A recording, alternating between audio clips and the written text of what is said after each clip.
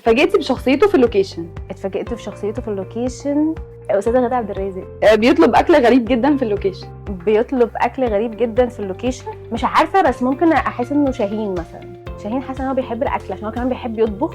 حاسه ان هو ممكن يطلب بقى طاجن باميه ورز وكوارع، يعني حاجات كتير كده ما اعرفش. ايه اكتر ترند على التيك توك معلق معاكي؟ لا هو انا دلوقتي معلقه معايا ام شيماء.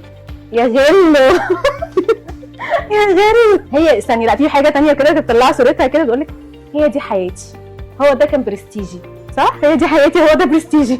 انا حاسه ان هي تنطبق عليا كل كلمات اسكندرانيه لما بتسمعيها بالكهراوي بتستغربيها. طماطم وقوطه. على فكره قوطه يعني على فكره طماطم والله العظيم ألذ. وصلت عادي، انا بقيت بقول وصلت. صدق وسجق، جومه واستيكه. دي جومه، دي جومة حاجه اللي حقيقيه هي يعني. اللي هي جومه بنمسح بيها. واستيكه. ايه الجرين فلاجز بتاعتك في العلاقات بتاعتي ولا ان انا بشوفها في حد؟ لا بتاعتك انت. انا بحس اني مجتهده.